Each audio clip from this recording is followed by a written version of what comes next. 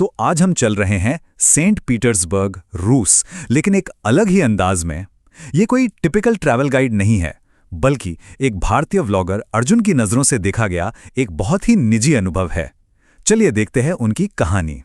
अब ये जो लाइन है ना, यही अर्जुन का एक बहुत बड़ा ऑब्जर्वेशन है। और सच कहें तो यही ऑब्जर्वेशन उनकी पूरी यात्रा का, उनके पूरे व्लॉग का सेंट्रल पॉइंट बन जाता है। तो चलिए देखते हैं कि वो इस नतीजे पर पहुंचे कैसे। तो कहानी की शुरुआत होती है सेंट पीटर्सबर्ग में एक सैटरडे की शाम से। अर्जुन निकले हैं शहर को एक्सप्लोर करने, ये देखने कि वहां की लाइफ आखिर है कैसी। वो देखना चाहते थे कि वीकेंड पे खासकर शनिवार की रात को यहाँ का माहौल कैसा होता है, लोग कैसे घूमते फिरते हैं, कैसे एंजॉय करते हैं। और निकलते ही जो पहली चीज उन्हें स्ट्राइक करती है वो है मौसम। सोचिए, शाम के 6:30 बज रहे हैं और सूरज वो अभी भी निकला हुआ है, बिल्कुल तेज धूप है। इसे ही तो व्हाइट नाइट्स कहते हैं, जब गर्मियों में सूरज डूबता ही नहीं है। और ये माहौल ना अपने आप में ही एक अलग एनर्जी दे देता है। हाँ, तो एक तरफ तो ये खूबसूरत नज़ारे हैं, लेकिन ट्रैवलिंग हमेशा इतनी आसान नहीं होती है ना, खासकर जब कोई सोलो ट्रैवल कर रहा हो। तो अब आते हैं उन मुश्किलों पर जो एक अकेले ट्रैवलर को झेलनी पड़ती हैं। और उनके सामने आती है एक बहुत ही कॉमन लेकिन उतनी ही फ्रस्ट्रेटिंग प्रॉब्लम। उनके बैंक कार्ड्स ने ही काम करना बंद कर दिया, पहले एक फिर दूसरा। लगता तो ये छोटा सा टेक्निकल ग्लिच है, पर जब कोई अकेला हो तो यही छोटी सी चीज एक बड़ी मुसीबत बन जाती है।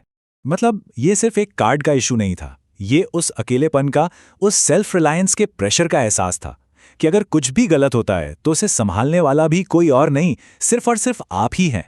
और इसी वल्नरेबिलिटी में वो एक और पर्सनल बात शेयर करते हैं। वो बताते हैं कि पिछले एक हफ्ते से ना उनका दिल कुछ ज्यादा ही तेज धड़क रहा है। ये डिटेल उनके व्लॉग को बहुत रियल बना देती है, एकदम अनफिल्टर्ड, जहां वो अपनी परेशानियां भी खुलकर बता रहे हैं। तो ठीक है, ये तो हुई उनकी पर्सनल स्ट्रगल्स की बात। अब वापस चलते हैं शहर की सड़कों पर और देखते हैं कि वहां क्या माहौल है। तो अर्जुन की आंखों से सेंट पीटर्सबर्ग की सैटरडे नाइट कुछ ऐसी है। सड़कों पर, बीच पर, हर जगह जबरदस्त भीड़ है। जगह जगह स्ट्रीट परफॉर्मर्स हैं, सिंगर्स हैं, लोग देर शाम तक पानी में तैर रहे हैं। मतलब पूरा शहर जैसे जी रहा हो, जिंदा दिली से भरा हुआ। और यहीं से पता चलता है कि इस शहर को सिटी ऑफ आर्टिस्ट्स क्यों कहते हैं। अर्जुन बताते हैं कि लोग यहाँ कलाकारों का खूब मनोरंजन करते हैं, और अगर किसी को गाना पसंद आता है तो वो डोनेट करके उन्हें सपोर्ट भी करते हैं। मतलब कला यहाँ की सड़कों का एक हिस्सा है, एक कल्चर है। तो इन सब चीजों को देखते हुए अब हम आते हैं उस मेन ऑब्जर्वेशन पर, उस थ्योरी पर जो अर्जुन ने अपने आसपास का माहौल देखकर बनाई थी। इसका पहला सुराग उन्हें मिलता है एक कॉफ़ी शॉप में। वो नोटिस करते हैं कि वहाँ कॉफ़ी बेचने वाली भी महिलाएं हैं और खरीदने वालों में भी ज़्यादातर महिलाएं ही हैं। फिर वो एक छोटा सा कैलकुलेशन करते हैं।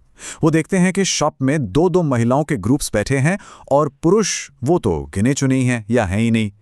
ये एक तरह से उनका on the spot data collection था अपनी थियरी के लिए। और बस इन्हीं छोटे छोटे ऑब्जर्वेशंस को जोड़कर वो एक बड़े नतीजे पे पहुंचते हैं कि सेंट पीटर्सबर्ग में चाहे बैंक हो, दुकान हो या कोई मेन चौराहा, हर पब्लिक स्पेस में महिलाएं ही ज्यादा दिखती हैं। लेकिन कहानी सिर्फ दूर से देखने तक ही नहीं रुकती। अब ये ऑब्जर्वेशन एक पर्सनल इंटरैक्शन में बदलने वाला है।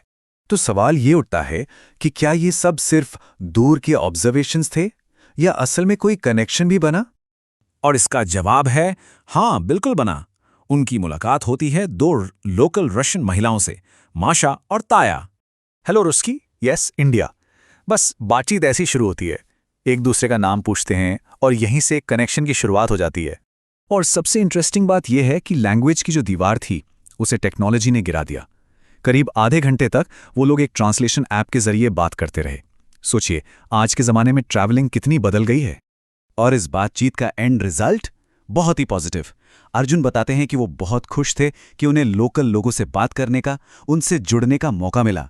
और बात यहीं खत्म नहीं हुई, उन्होंने एक दूसरे के इंस्टाग्राम और यूट्यूब हैंडल्स भी लिए, जो आज के ज़माने की दोस्ती का एक सबूत है।